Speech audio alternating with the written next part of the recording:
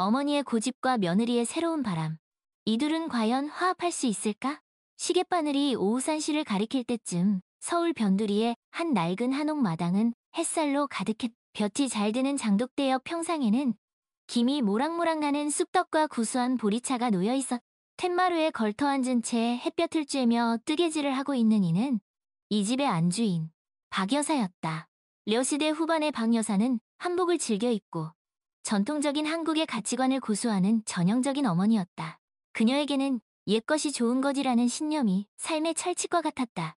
수십 년 된 낡은 가구, 손때 묻은 낡은 식기 하나하나에 애착을 느꼈으며 모든 일에 있어 전통적인 방식만을 고집했. 한복을 입고 굽이 낮은 고무신을 신은 채 손수장을 보고 텃밭에서 직접 키운 채소로 정갈한 한상을 차려내는 것이 그녀의 하루 일과였. 반면 박 여사의 며느리 김지혜는 산시대 초반에 세련된 커리어 우먼이었다.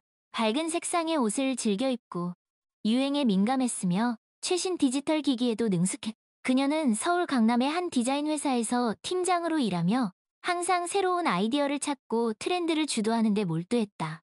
퇴근 후에는 헬스클럽에서 운동을 하거나 친구들과 브런치 카페를 찾아 수다를 떨며 스트레스를 풀었다.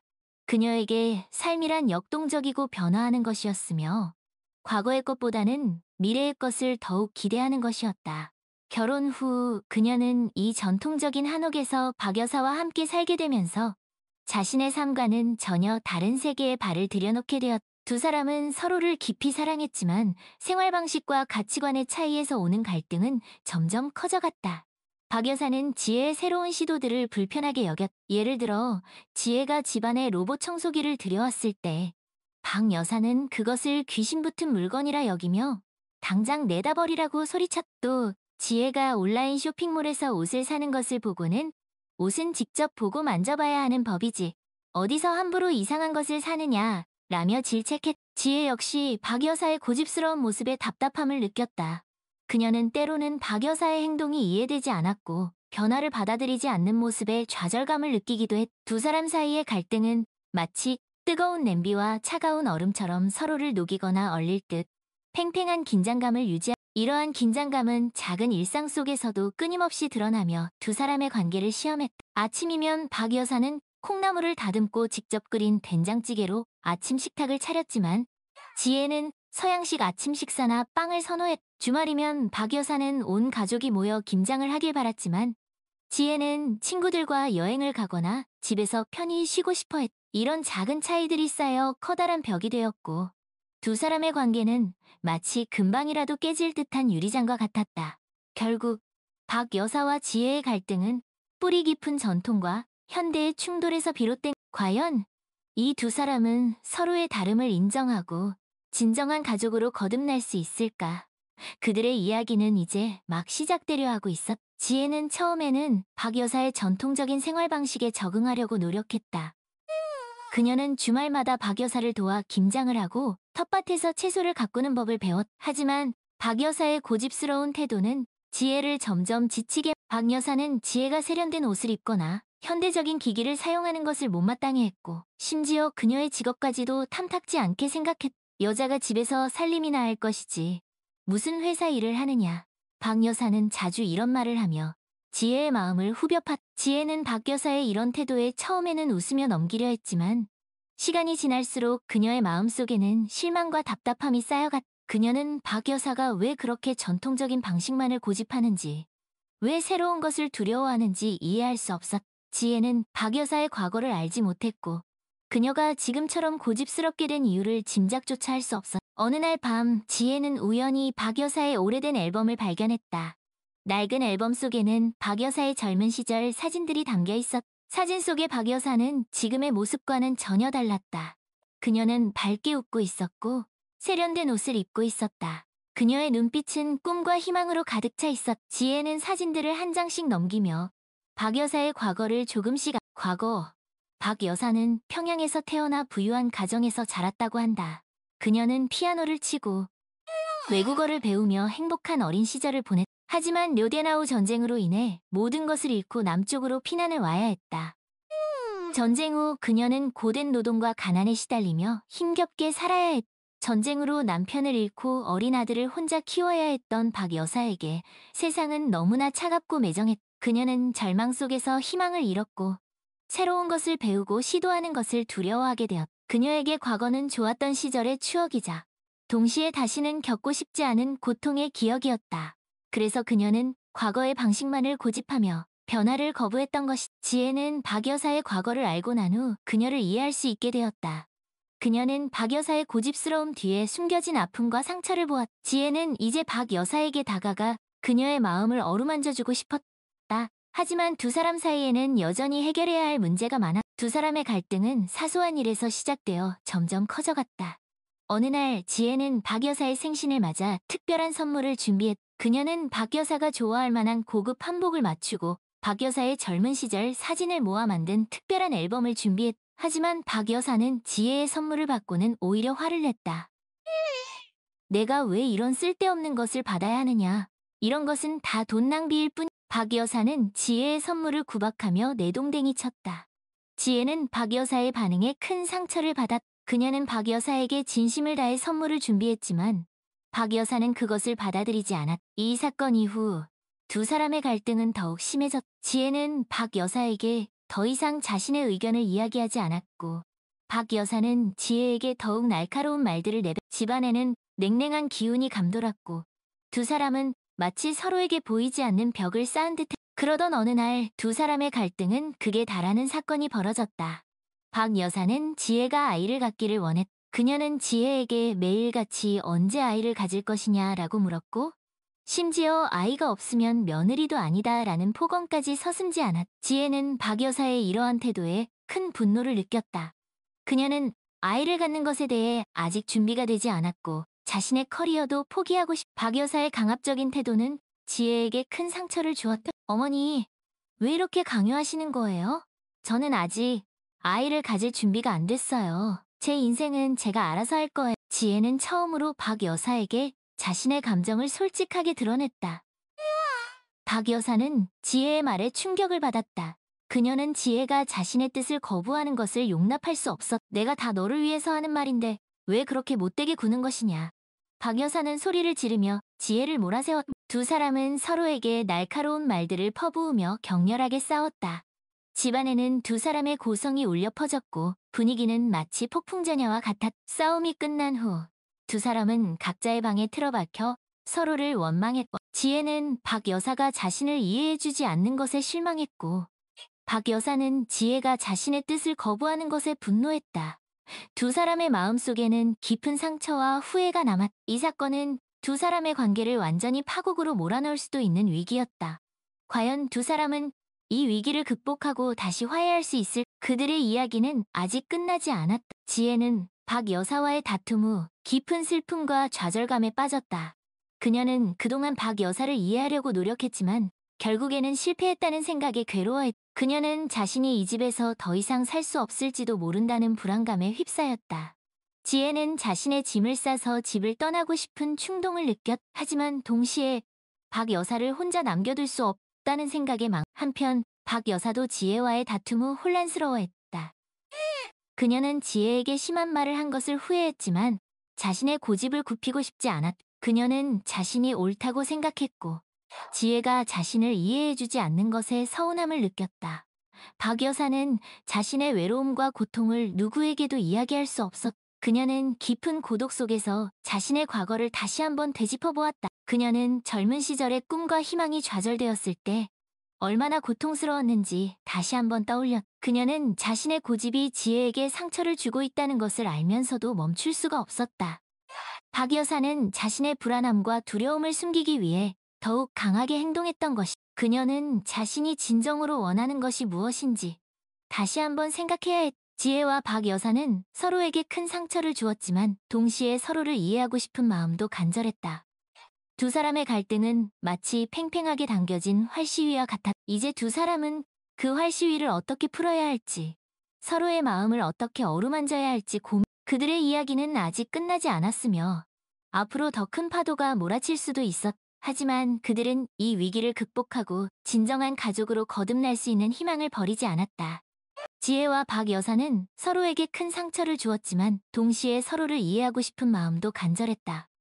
두 사람의 갈등은 마치 팽팽하게 당겨진 활시위와 같았. 이제 두 사람은 그 활시위를 어떻게 풀어야 할지, 서로의 마음을 어떻게 어루만져야 할지 그들의 이야기는 아직 끝나지 않았으며 앞으로 더 큰 파도가 몰아칠 수도 있었. 하지만 그들은 이 위기를 극복하고 진정한 가족으로 거듭날 수 있는 희망을 버리지 않았. 지혜와 박 여사의 격렬한 싸움 이후 집안에는 팽팽한 긴장감이 감돌았다. 지혜는 박 여사를 피해 자신의 방에 틀어박혔고 박 여사는 거실에서 텔레비전만 멍하니 바라보았다. 두 사람 사이에는 차가운 침묵만이 흐르고 마치 깨진 유리 조각처럼 한 번 금이 간 관계는 쉽게 회복되지 않아. 며칠 후 지혜는 충격적인 소식을 듣게 되었다.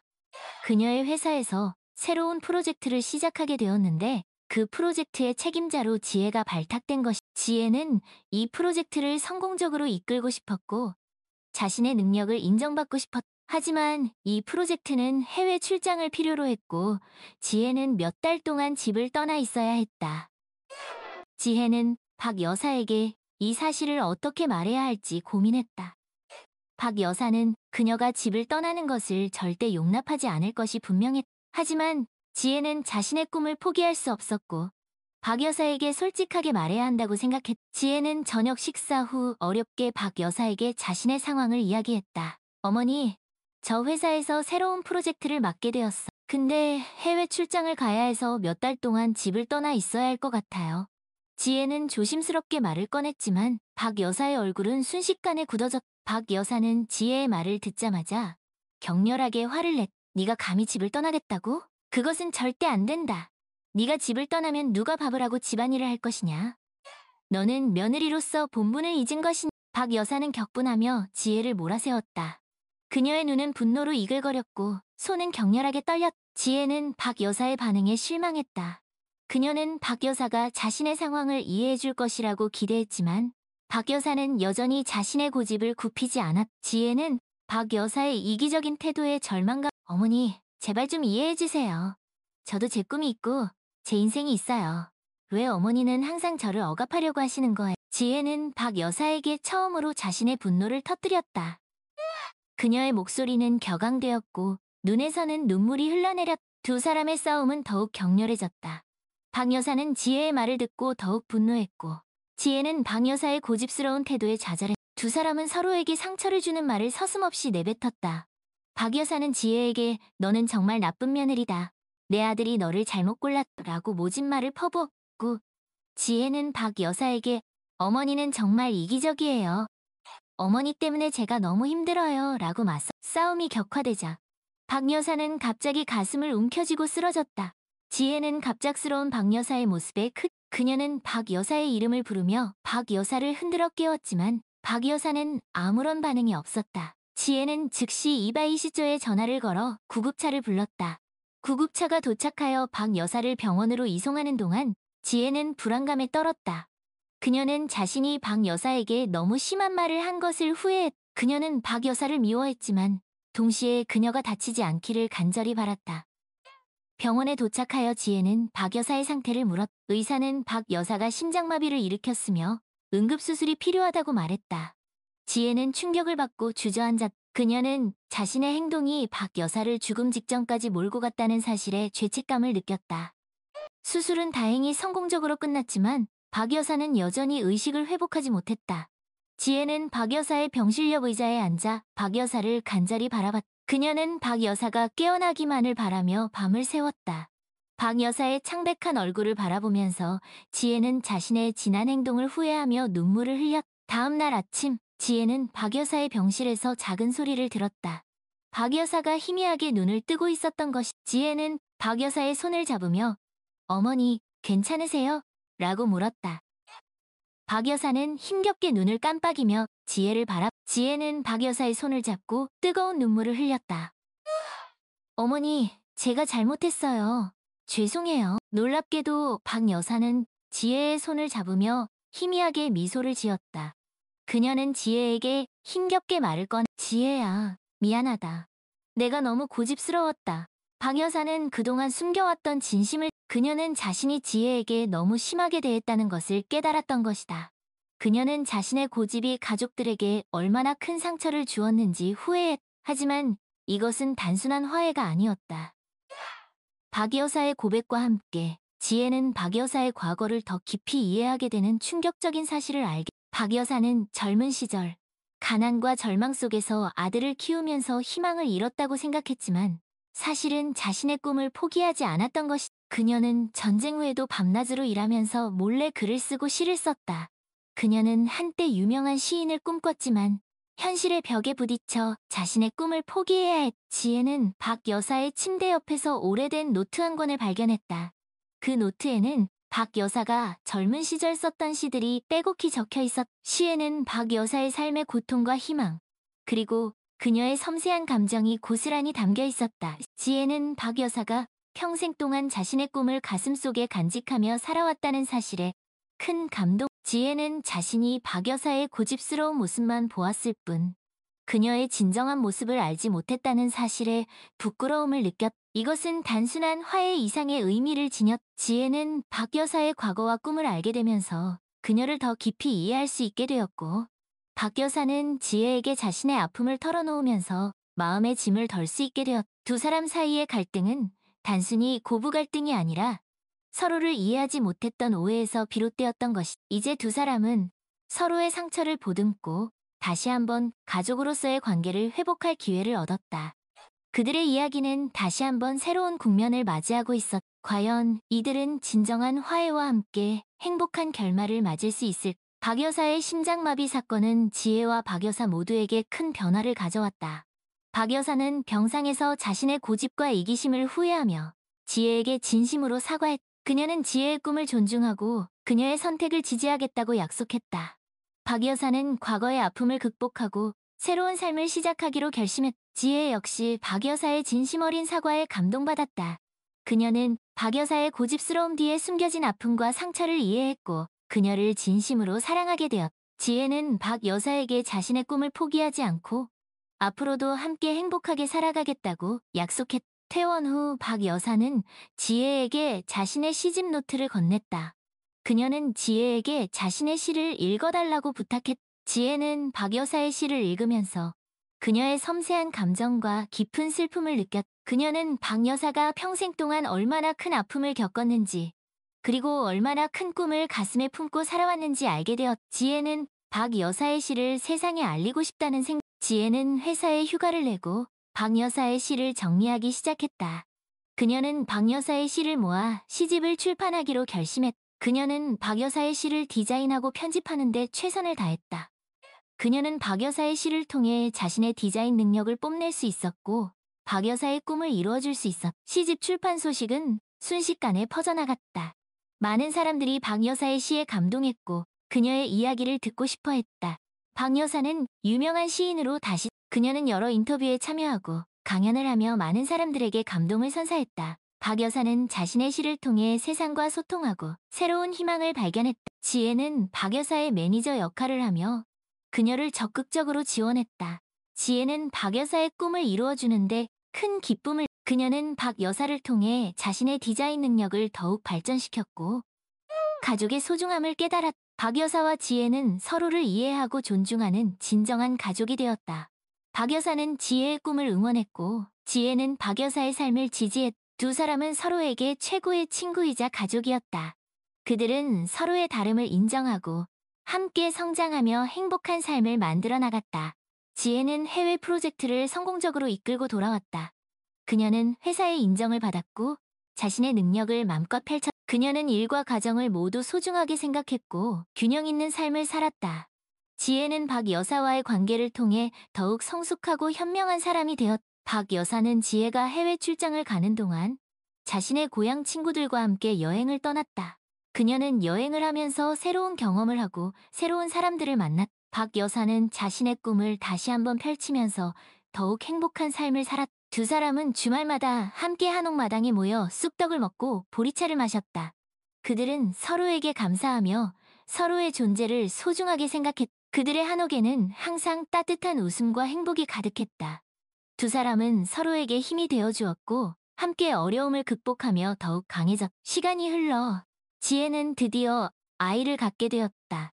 그녀는 박 여사에게 이 사실을 알렸고 박 여사는 기뻐하며 눈물을 흘렸. 박 여사는 지혜의 아이를 자신의 손주처럼 귀하게 여겼고 지혜와 함께 아이를 키우는 행복을 누렸. 세 사람은 서로에게 가장 소중한 존재였고 그들은 함께 영원히 행복할. 이 이야기에서 우리는 고부 갈등이 단순히 개인적인 문제만이 아닌 세대 간의 가치관 차이와 오해에서 비롯될 수 있다는 점을 알 수 있습니다. 서로의 아픔을 이해하고 진심으로 소통하려는 노력이 없다면 갈등은 끊임없이 반복될 수 있. 첫째, 서로의 입장을 이해하려는 노력이 필요합니다.